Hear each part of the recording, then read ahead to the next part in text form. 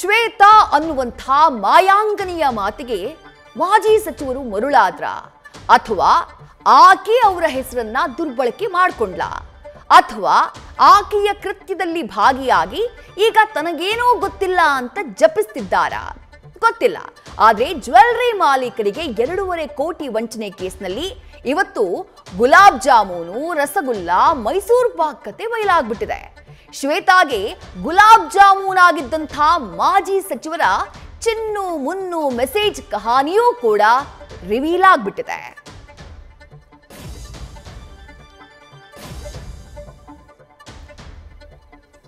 ಮೂರು ದೃಶ್ಯಗಳನ್ನ ಗಮನಿಸ್ತಾ ಇದ್ದೀರಿ. ಒಂದು, ಮಾಜಿ ಸಚಿವ ವರ್ತೂರು ಪ್ರಕಾಶ್ ಇವತ್ತು ಪೊಲೀಸರ ವಿಚಾರಣೆಗೆ ಹಾಜರಾದ್ರು. ಪೊಲೀಸರು ಕೇಳಿದಂತಹ ಪ್ರಶ್ನೆಗಳಿಗೆಲ್ಲ ಉತ್ತರಿಸಿದ್ರು. ಒಂದ್ ರಿಂಗು, ಒಂದಿಷ್ಟು ಬ್ರೇಸ್ಲೆಟು, ಒಂದಿಷ್ಟು ನಗದು ಎಲ್ಲವನ್ನ ಕೂಡ ಪೊಲೀಸರ ಮುಂದಿಟ್ರು. ಇದ್ಯಾವುದು ನನ್ಗೆ ಸಂಬಂಧಪಟ್ಟಿದ್ದಲ್ಲ, ನನಗೆ ಕೊಟ್ಟಿದ್ಲು, ನಾನು ನಿಮ್ಗೆ ವಾಪಸ್ ಕೊಡ್ತಾ ಇದ್ದೀನಿ ಅಂತ ಹೇಳಿ. ಆ ನಂತರ ಹೊರಗಡೆ ಬಂದು ನಂಗೂ ಇದಕ್ಕೂ ಏನು ಸಂಬಂಧ ಇಲ್ಲ, ಆಕೆ ಯಾರು ಅಂತಾನೆ ಗೊತ್ತಿಲ್ಲ ಅನ್ನುವಂತಹ ಹೇಳಿಕೆಯನ್ನ ಕೊಟ್ರು. ಮತ್ತೊಂದ್ ಕಡೆ ಗಮನಿಸ್ತಾ ಇದ್ದೀರಿ, ವರ್ತೂರು ಪ್ರಕಾಶ್ ಹಾಗೆ ಶ್ವೇತಾ ಗೌಡ ನಡುವೆ ನಡೆದಿದೆ ಎನ್ನಲಾದಂತಹ ಚಾಟಿಂಗ್ ನ ಸ್ಕ್ರೀನ್ ಶಾಟ್. ಅದರಲ್ಲಿ ವರ್ತೂರು ಪ್ರಕಾಶ್ ಶ್ವೇತಾ ಗೌಡಗೆ ಗುಡ್ ಮಾರ್ನಿಂಗ್ ಚಿನ್ನು ಅಂತ ಹೇಳಿ ಹಾಕಿರುವಂತಹ ಮೆಸೇಜ್ ಕಾಣಿಸ್ತಾ ಇದೆ, ಜೊತೆಗೆ ಒಂದಿಷ್ಟು ಫೋಟೋಗಳು. ಮತ್ತೊಂದು ಕಡೆಗೆ ಆರೋಪಿ ಶ್ವೇತಾ ಗೌಡ ದೃಶ್ಯಗಳನ್ನ ಗಮನಿಸ್ತಾ ಇದ್ದೀರಿ. ಇಡೀ ಪ್ರಕರಣಕ್ಕೆ ಸಂಬಂಧಪಟ್ಟ ಹಾಗೆ ಇವತ್ತು ರಿವೀಲ್ ಆಗಿರುವಂತಹ ಕತೆ ಏನು ಅದನ್ನ ನೋಡ್ತಾ ಹೋಗೋಣ. ವರ್ತೂರು ಪ್ರಕಾಶ್ ಜೊತೆ ಶ್ವೇತಾ ಗೌಡ ಹೆಚ್ಚಿನ ಸಂಪರ್ಕದಲ್ಲಿದ್ಲು ಅನ್ನುವಂತಹ ವಿಚಾರ ತನಿಖೆಯ ಸಂದರ್ಭದಲ್ಲಿ ಬಟಾಬಯಲಾಗಿದೆ.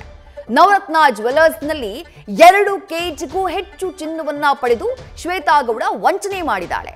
ಆಕೆ ಇದೇ ಪ್ರಕರಣಕ್ಕೆ ಸಂಬಂಧಪಟ್ಟ ಹಾಗೆ ಮೈಸೂರಿಗೆ ಹೋಗ್ತಾ ಇದ್ದಂತಹ ಸಂದರ್ಭದಲ್ಲಿ ಆಕೆಯನ್ನ ಪೊಲೀಸರು ಲಾಕ್ ಮಾಡ್ತಾರೆ.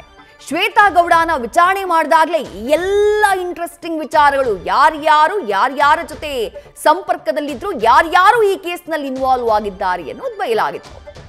ಗುಲಾಬ್ ಜಾಮೂನು ಅಂತ ಹೇಳಿ ವರ್ತೂರು ಪ್ರಕಾಶ್ ನಂಬರ್ನ ಈ ಶ್ವೇತಾ ಗೌಡ, ಆರೋಪಿ ಶ್ವೇತಾ ಗೌಡ ಸೇವ್ ಮಾಡಿರೋದು ಗೊತ್ತಾಗೋದೇ ವಿಚಾರಣೆಯ ಸಂದರ್ಭದಲ್ಲಿ. ಶ್ವೇತಾ ಗೌಡ ಫೋನ್ನ ಪರಿಶೀಲನೆ ಮಾಡಿದಾಗ ಮಾಜಿ ಸಚಿವ ವರ್ತೂರು ಪ್ರಕಾಶ್ ಶ್ವೇತಾ ಅಂದ್ರೆ ನನಗೆ ಯಾರು ಅಂತಾನೆ ಗೊತ್ತಿಲ್ಲ ಅಂತ ಹೇಳ್ತಾ ಇರುವಂತಹ ವ್ಯಕ್ತಿ, ಅವರ ನಂಬರ್ ಆರೋಪಿ ಶ್ವೇತಾ ಗೌಡ ಮೊಬೈಲ್ ನಲ್ಲಿ ಗುಲಾಬ್ ಜಾಮೂನ್ ಅಂತ ಸೇವ್ ಆಗ್ಬಿಟ್ಟಿದೆ. ಅದರ ಜೊತೆಗೆ ರಿಂಗ್ ಫೋಟೋನ ಮೆಸೇಜ್ ಮಾಡಿದ್ರು ವರ್ತೂರು ಪ್ರಕಾಶ್. ಅದಕ್ಕೆ ಸಂಬಂಧಪಟ್ಟಂತಹ ಸ್ಕ್ರೀನ್ ಶಾಟ್ ಗಮನಿಸ್ತಾ ಇದ್ದೀರಿ. ಪರಿಚಯ ಹೇಗಾಯ್ತು?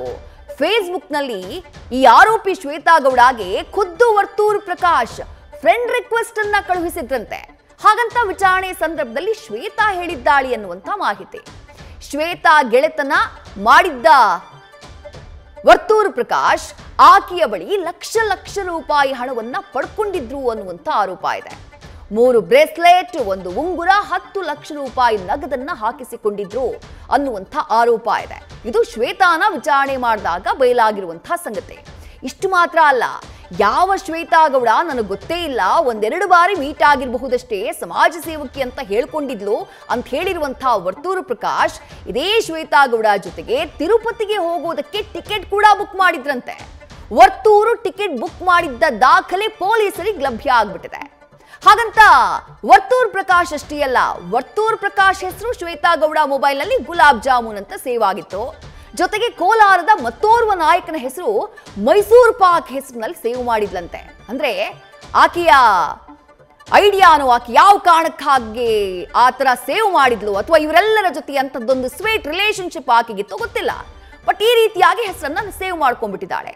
ಕೋಲಾರ ನಾಯಕರೊಬ್ಬರ ಹೆಸರನ್ನ ಮೈಸೂರು ಪಾಕ್ ಅಂತ ಸೇವ್ ಮಾಡಿದ್ದಾಳೆ.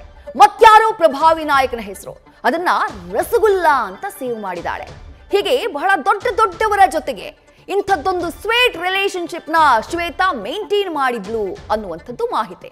ಬಟ್ ವರ್ತೂರು ಪ್ರಕಾಶ್ ನಂಗೆ ಗೊತ್ತೇ ಇಲ್ಲ, 1-2 ಸಲ ಮೀಟ್ ಆಗಿರಬಹುದಷ್ಟೇ ಅಂತ ಹೇಳಿ ಅಲ್ಲಗಳೆದಿದ್ದಾರೆ. ಈ ಶ್ವೇತಾಳ ಹೈಫೈ ಲೈಫ್ ಬಗ್ಗೆಯೂ ಕೂಡ ವಿಚಾರಣೆಯ ಸಂದರ್ಭದಲ್ಲಿ ಮಾಹಿತಿ ಸಿಕ್ಕಿದೆ. ಹೇಗಿತ್ತು ಅವಳ ಬದುಕು? ಐಷಾರಾಮಿ ಜೀವನವನ್ನ ನಡೆಸ್ತಾ ಇದ್ಲು ಶ್ವೇತಾ ಗೌಡ. ಆಕೆಗೆ ದೊಡ್ಡ ನಾಯಕರ ಸಂಪರ್ಕ ಇತ್ತು. ಅದಕ್ಕೆ ಸಂಬಂಧಪಟ್ಟಂತಹ ದಾಖಲೆಗಳು ಆಕೆಯ ಮೊಬೈಲ್ ನಲ್ಲಿ ಪತ್ತೆಯಾಗಿವೆ. ಈಕೆ ಒಮ್ಮೆ ಬಟ್ಟೆ ಮಳಿಗೆಗೆ ಹೋದ್ರೆ ಲಕ್ಷಗಟ್ಟಲೆ ಕೊಟ್ಟು ಬಟ್ಟೆಯನ್ನ ಖರೀದಿ ಮಾಡ್ತಾ ಇದ್ಲಂತೆ. ಒಂದು ಶರ್ಟ್ಗೆ 50,000 ರೂಪಾಯಿ ಹಣವನ್ನ ಕೊಡ್ತಾ ಇದ್ಲಂತೆ. ಅಂದ್ರೆ ಅಷ್ಟು ದುಬಾರಿ ಡ್ರೆಸ್ಗಳನ್ನ ಈಕೆ ಖರೀದಿ ಮಾಡ್ತಾ ಇದ್ಲು. ಹೀಗೆ ಸುಮಾರು 7 ಲಕ್ಷ ರೂಪಾಯಿಯ ಬಟ್ಟೆಯನ್ನ ಖರೀದಿ ಮಾಡಿದ್ಲಂತೆ ಆರೋಪಿಯಾಗಿರುವಂತಹ ಶ್ವೇತಾ ಗೌಡ.